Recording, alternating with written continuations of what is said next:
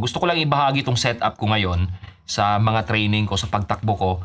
Lalong-lalo na sa mga taong gusto lang din ng zone 2 training or mga jogging lang sa training nila. Kasi lately, binenta ko yung relo ko. Wala na akong running watch. So, ang gamit ko ngayon is yung nireview ko, pinakita ko dati, itong chest heart rate monitor ko na XOSS na X2 Pro. So, bale, sinet ko siya na mag-alarm ng around 135 beats per minute. Nakafocus ako sa low end ng zone 2 ko heart rate. So actually around 152 beats per minute yung pinaka-top end ng zone 2 heart rate ko. Pinakabababa naman around 132, 133. So sinet ko siya na mag-alarm ng 135. So once yung heart rate ko napunta sa around 135, mag-a-alarm na siya. So ang gagawin ko, maglalakad na lang ako. So ito yung pinaka-partner ko ngayon. I am not basing my training sa pacing ko. Hindi pacing yung pinagbabasehan ko sa training ko, kundi heart rate. Kasi nga, zone 2 training lang yung ginagawa ko. Easy runs lang, jogging lang. Ang partner naman nito is itong cellphone ko.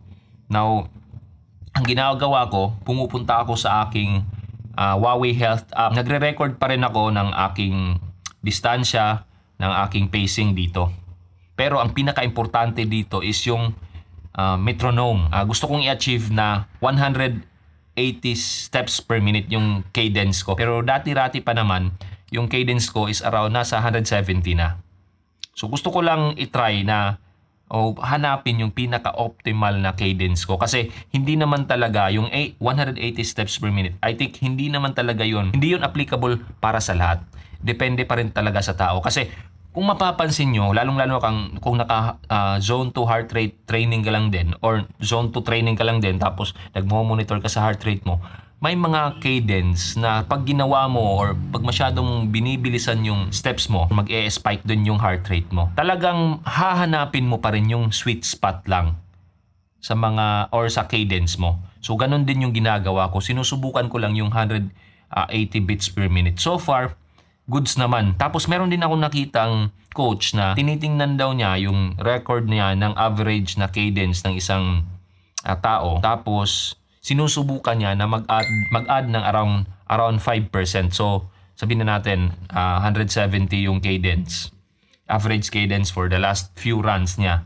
Times 0.05, around 8 steps per minute yung magiging additional mo dyan. So around 178. So yun yung ginagawa ko. So ni-round off ko na lang to around 180.